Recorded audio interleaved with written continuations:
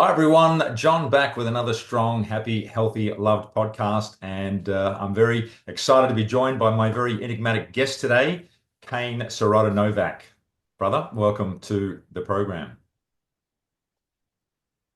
John, thanks for having me here. It's spontaneous. This was a beautiful gift after a meditation. You called me, went, I need to fill a spot, and I was like, perfect. Absolutely. So just to give a bit of context around for you, Kane, change maker, transformational coach, founder of the story extraction method, as well as a number of other long list of accolades and former actor, theatre, film and television. You're an amazing dad.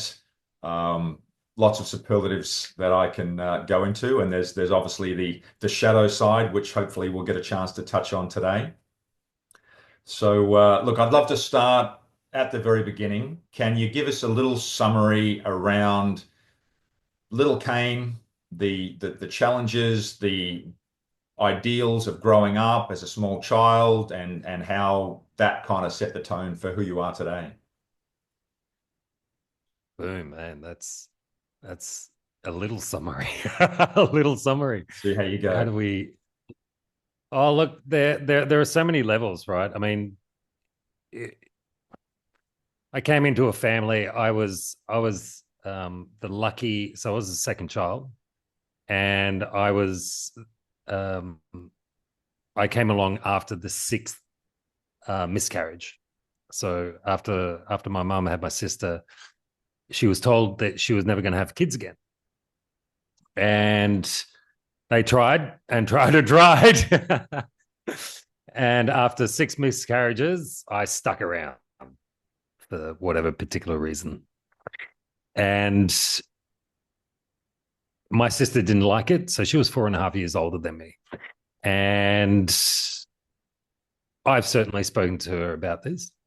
And she, over the last year, kind of let me know about how much she hated the fact that I came into the world and took the attention from her. And that then led into massive bullying from her, emasculation. I ended up being a really fat kid, and not because I was eating junk food. Like, I just want to be really clear. Like, my parents are Polish, and my background is Polish. Got a bit of Russian in there, and the whole aspect to the eating was carbs. Right, I'm an O blood type, and carbs don't go well with O blood types. So I bloated out as a kid, eating lots of good home cooked meals, which were full of carbs. But I did get bullied a lot. I got emasculated. I was beaten up, not just by my sister, but by people at school. And I became a very secluded kid right up until the age of like 14. And here's the interesting thing. So the the adults, I always hung around the adults because no one picked on me, right? I didn't like hanging around the kids because the kids picked on me. So with the adults knew me as like a motor mouth, right? Whereas everyone else, like my school, my principals, um, my colleagues, students, and stuff, they all saw me as an introvert, doesn't make friends easily, keeps to himself, all of that. So it's really interesting that dynamic of when you feel safe, and who you allow yourself to be, and when you don't feel safe, of where you disappear to. And I had a very intense scene where my sister, I was 10 years old, and my sister almost stabbed me with a 12-inch carving knife. And like, she lunged towards me in a huge rage, screamed expletives, and that was the start of my recurring inner dialogue, and which I shoved into my subconscious, and that's what I believed about myself. And a year later, I was sexually assaulted by someone, and having to even spend the whole night in the same room as them, which is pretty confronting. And then about a year later, I had another person, same situation, and I never saw it as a sexual assault, but that's what it was. and especially as men, this is a really interesting aspect is, you know, we can pretend that these things don't have an effect on us, but they do. And the greatest thing that you can ever do is actually share, get it out, because life is all about releasing stuff. Emotions are held in our body, and you know, being in the film and entertainment industry, my first experience of letting go of that was in a acting school, which was about method acting. So the foundation was method acting, and so Stanislavski was the main theory there, and we were doing a scene, and my teacher at the time asked me, we really need some heavy emotions. What have you experienced that are really heavy? And it was the first time I actually brought this up.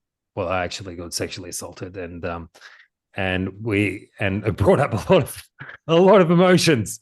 A lot of emotions came up, and I had to use those emotions as part of method acting, and incorporate that in the scene. And it was a very safe space. It was a held space. It allowed me to use and let go of those emotions.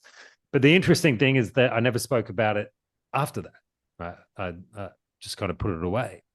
And what I really realized in my 40s, about 5 years ago, was that I'd never actually forgiven that person, and I hadn't forgiven myself, because I still blamed myself for that situation.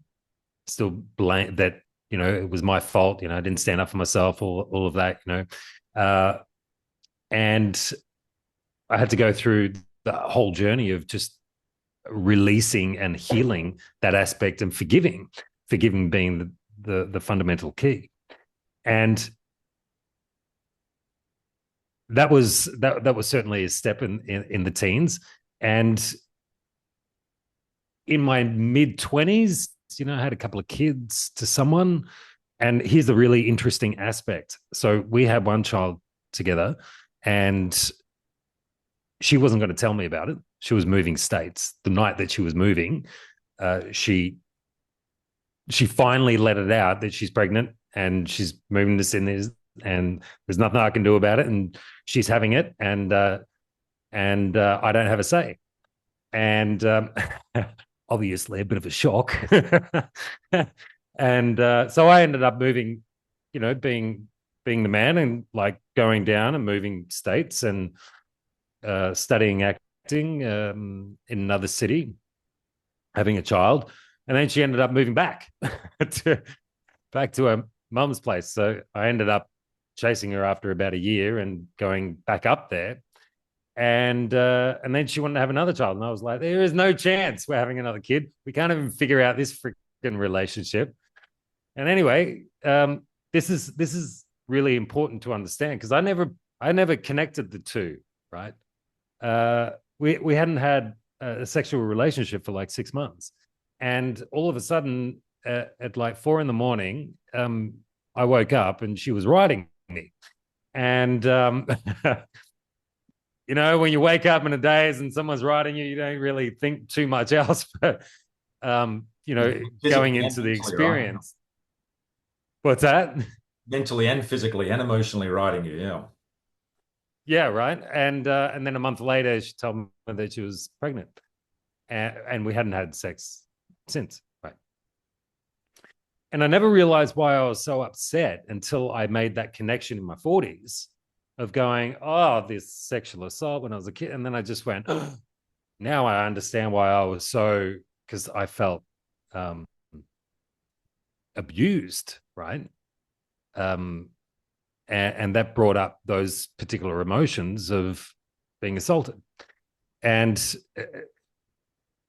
it's amazing how we can move through life not recognizing or placing things away that we haven't fully reconciled, that we haven't fully healed, and we continue our journey. So, in my 20s, I was acting, I was in the film industry, I was in Sydney. I picked up one of the two best agents in Sydney while I was, living in Sydney. had a massive amount of pressure put on me because they were telling everyone that I was the next Mel Gibson, and I crumbled under that pressure. I wasn't ready for it, and I'll just jump I in there ran away just from it. quickly because I just wanted to go to childhood, and I appreciate the Yeah, truth and the vulnerability because I know this is the really powerful stuff, and I want to, yeah, I would like to get to that. So just hearing how that set the tone, and I know the work you're doing now, and because of the challenges that you've faced, because of the vulnerability and sensitivity that you've had, that's made you an incredible coach and a person who can see to the very heart and the very core of people. But I mean, at the time as a child, like that sensitivity, the insecurities, I know you had a lot of challenges even telling your dad that you wanted to go into acting. I know there was a conflict of interest that you basically your friends were like just pushed you in front of your dad. I mean, tell him what you told us. All right. So, wonderful to have I guess, yeah. collective. You did have some support along the way, but still doesn't make it any easier to show up and be honest about your journey. Well, look, the biggest the transition that took place was when I was 15 and I was at school, and I just moved states, about a year ago or just over a year previous, and I started grade 9 in a public school. So I went from an all boys grammar school in Melbourne to a public school on the Gold Coast, which was girls and guys, right? And everything I did in grade 8, I was repeating in grade 9 in another state. And so I was like, oh, so bored. This is and I was just trying to make friends, right? And I did. There was a bunch of misfits that I got together with, but the bullying continued, and especially from girls. Like there was a couple of girls that were really um, in my face about it, and in grade 10, they it was the school bell had just gone off after lunchtime. I was walking to the next classroom. And as I was walking up, I could see these two girls on the balcony of the classroom, right? And they were huddled over, bent over, and they were writing. Yeah. And lo and behold, when I got up close and got up onto the balcony, they were writing, they'd graffitied my whole bag, right? With derogatory comments about being fat and, all this other stuff, right? And I cracked. I flipped out and I told them to go and F off. I grabbed my bag, I freaking in between them, grabbed my bag, ripped it out in front of them. I told them to F off. And then as that is taking place, the whole classroom is turning up, right? And here I am screaming at these girls. And I saw everyone and I got embarrassed and started fucking crying. And I was humiliated. And sitting in that classroom that whole day felt like, 15 years. And as I was walking out of school, I went past the notice board and there was a flyer there for a triathlon. And I just stared at it. And my older cousins, were doing triathlons at the time. And one of them was doing the Ironman for years, representing Australia in his 40s. And I grabbed that flyer, I put it in my pocket, and I jumped on my bike, rode home, went straight into my bedroom, lay down on the bed, stared at this freaking pamphlet, and I'm going, triathlon, fuck. I'm sick of getting bullied. And I walked out into the kitchen where my mum was cooking, and I said, Mum, I want to do a triathlon. And she kind of looked around. She went, you what? It's like, Mum, I want to do a triathlon. And she was like, really? I said, yeah, yeah. And she was like, how are you going to do that? I don't know. I just want to do one. So my dad started helping me train in the mornings. He used to drive a taxi at that point, and he would get home at 4 a.m, wake me up. I'd jump on the bike. He would drive the car and drive past me every 5 kilometers, right? Yelling the time out. Right? And we did that for 3 months. And I ended up coming second in the state for my age in my first triathlon. Incredible. And that was the game changer, right? I made that decision. I went, I've had enough. I'm sick of being bullied. I want to change my life. And it was after that that, lo and behold, I fell into um, the entertainment industry. The ability to um, and don't get me wrong, up until that age, I was hidden, I was quiet, I kept to myself, I barely made any friends, um, and and then I made that decision to stand up for myself and do the work and do the physical work to make that change, and then went into an industry which is probably one of the most highly critical industries in the world. I mean, it's no denying that there was an unexplored part of you that was looking for an outlet, and something shows up, it attracts your attention, you ponder over it, and then you get, in your first competition, you get second. That's a great accomplishment. And then things start to unfold from there. So, I mean, those, I guess, formative years set that tone, right? There's no denying that the passion you have, the enthusiasm that you have. I mean, I've watched you over the years. We've spoken a lot about, we've walked similar kind of paths, and your ability to overcome setback, your adversity quotient. That, you talk about that family, the woman with two children. Now, I know you're not with her anymore. You've had another relationship with another woman, and you've got two children. You're not with her anymore. Um, you're coming back all the time. Your business you had that was hacked, you lost everything, and you've come back.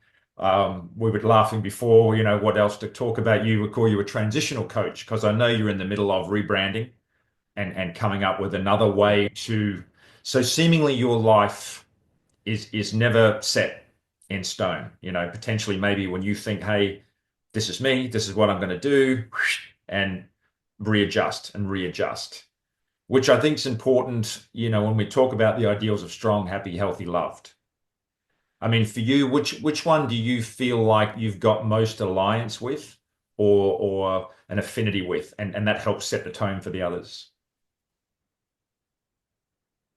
So, can you ask me that question There's a lot just in in there, wasn't clarity? Are you talking about there? a name?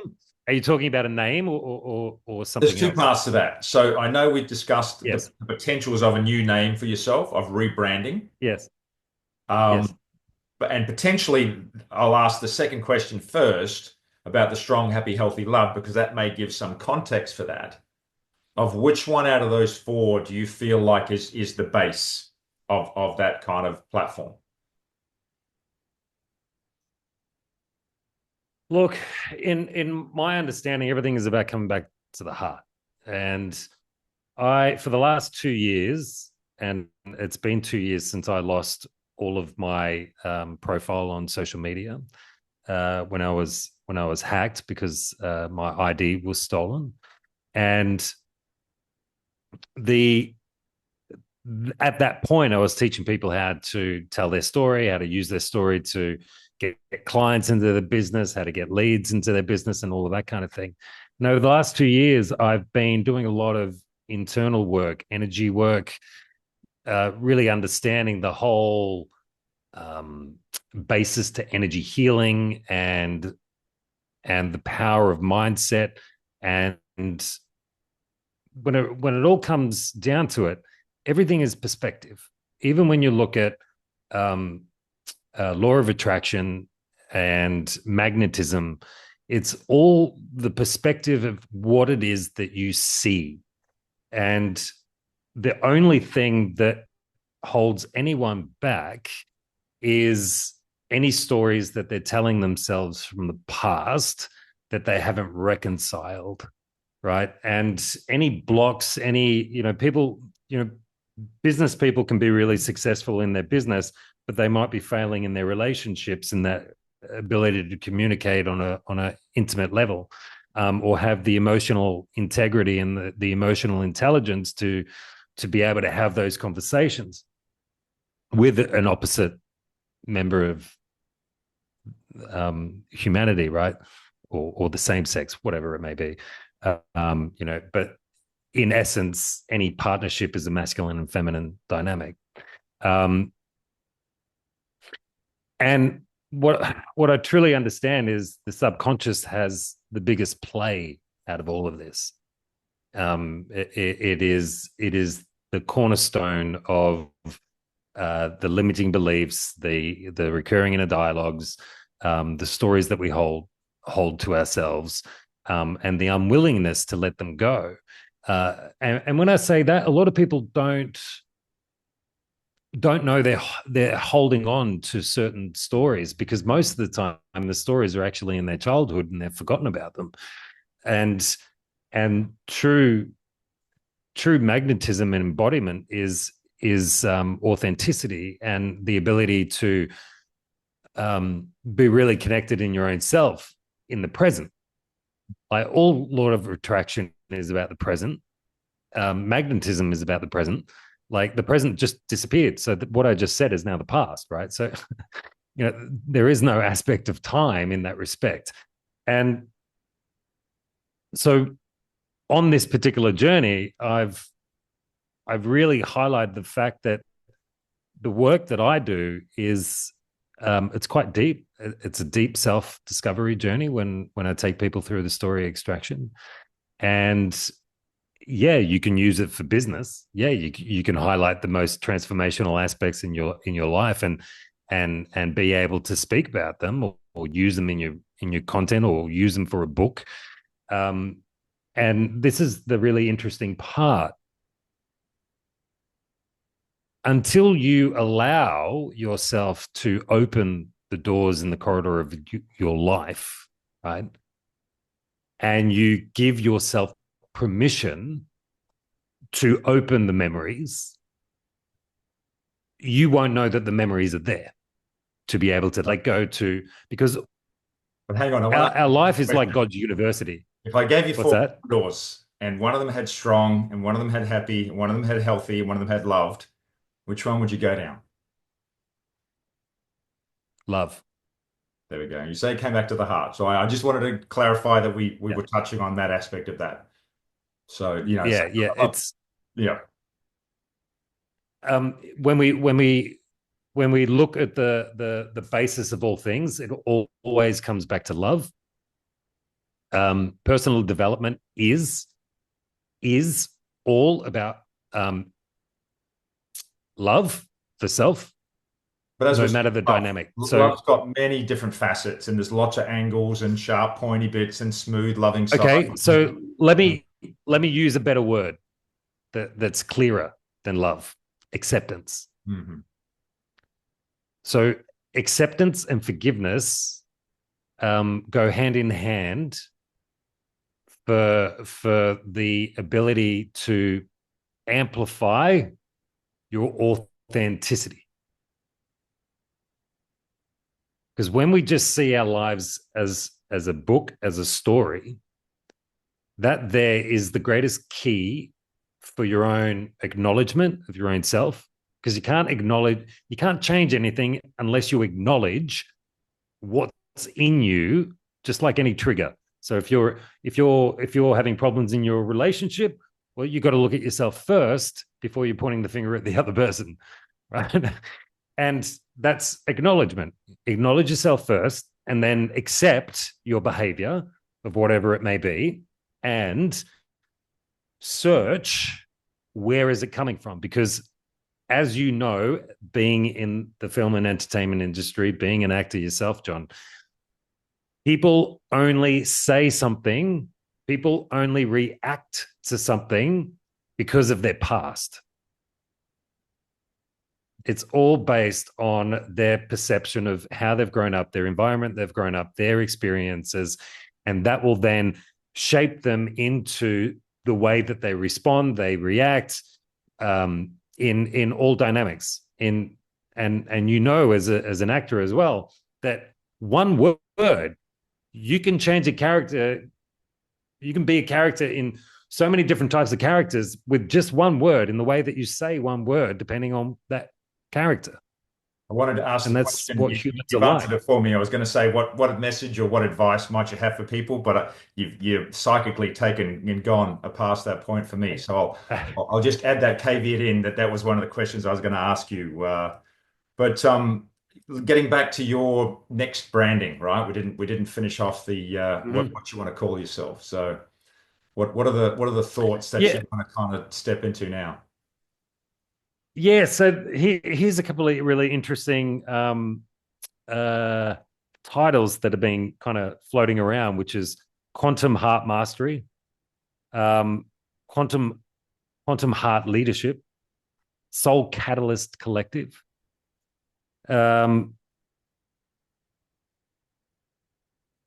One of the other ones I've been sitting with is magnetic leaders mastermind, and I do work with a lot of people that are entrepreneurs, whether or not they're coaches or consultants or just entrepreneurs in some sort of service field. And entrepreneurs have a certain aspect in the way that they need to look at life, and it is all about self leadership, and it is about leadership and the ability of knowing that when you need to get to that next level, that there's going to be stuff that you're going to have to unravel, and face and heal and move forward in what is everything's about energy. So, that next level of frequency, that next vibration, the next part of the vision, is it centered? Is it aligned? I speak to so many people that don't feel aligned in their purpose. Like they're struggling to feel that alignment. There's something missing. Well, they've done years of personal development and they feel stuck.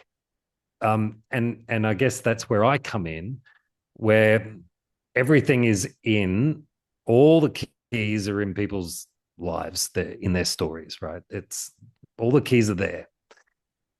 And and that's where I take people on that story extraction, because it does highlight the subconscious um, dialogue that's going on, I mean, there's no and doubt that's the truly wealth of key. knowledge, the fact that you've been able to bring, I mean, maybe people need to listen to this twice because you've just given us so many keys and golden nuggets of the wisdom there. So, look, if people are looking to expand and go down a path of self-discovery, what's the best way that they can get in contact with you, Kane?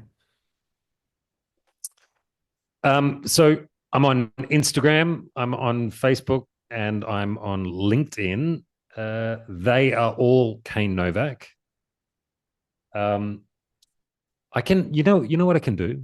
I'll put a link in the I'll, description. yeah, I'll give you a link. Like this, this document. I'll give you this document for your audience, which is called the Identity Shift. Wonderful. And this particular document is what I used in my last divorce, which had, it was quite confrontational. There was another family involved, right? So, kids going to the same school. So it was a public, it was a private affair, a private breakup until 3 months later when it came out that there was another relationship. And then all of a sudden became very public.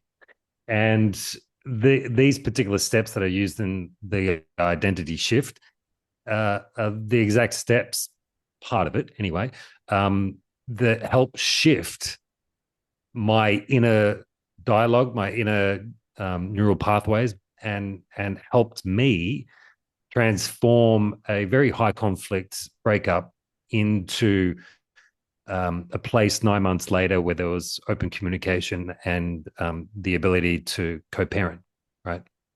No, that's wonderful. I look forward to Um, to put that in the box. I'm just aware yeah. we're pressed for time, so I just want to finish off with a couple of questions for you. Look, what mantras or we talk about positive self-talk. Is there anything that you listen to, books you read, any philosophy that you think that supports you in your overcoming adversity? Yes. It's really interesting. Lately, I've I was kind of into Buddhism for a while in my 20s and stuff like that. I met the Dalai Lama in my 20s.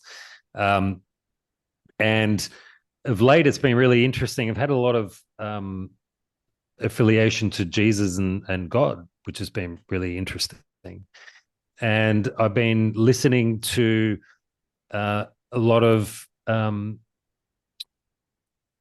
connection to God. And I'm not saying as a religious aspect, but understanding the dynamic that there is a higher energy force that we're all connected to, that we all part of the collective, we're all connected in that respect. So there's always the reminder to me, and I just want to share that my recurring inner dialogue, the recurring inner dialogue is always in there for everyone, and we're always confronted with it. And when we go through a bad period, I was engaged, to someone 8 weeks ago, and I broke up with them. And it's interesting how the recurring inner dialogue will always come at you at your lowest, and it can be very confronting. Now, within a few weeks, I was able to allow myself to calm my central nervous system and come to peace throughout the whole process. Now, that's just in a few weeks. And that's only because I've learnt those particular tools, doing meditation every day, doing exercise, eating healthy. It's not just about the dialogue that you can say. Like, I've got up on my wall things that I say to myself when I wake up about my empowerment, about who I am, about the impact that I'm going to make in the world. And it's sitting in these places when you wake up in the morning and you're giving the gratitude. And it doesn't matter who you're giving the gratitude and what religion you are or what your beliefs are, but you got to give gratitude for you being alive, and understand that you are always abundant.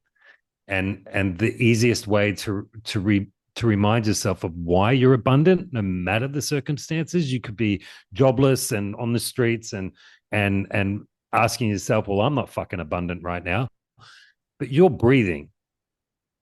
There is an abundance of oxygen, and it's something to be really grateful for, because you can make a decision at any second to change any circumstance at any point to bring yourself into a better position, just by making a decision and just by seeing that you are surrounded by abundance every single moment.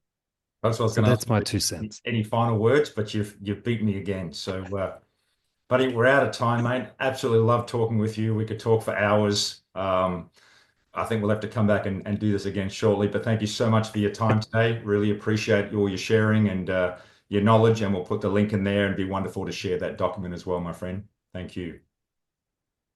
Thanks, John. Really, really appreciate this impromptu interview. So thank you for having me here. Amazing. Thanks so much. This has been a Strong, Happy, Healthy, Love podcast. We'll see you again next time. Thank you.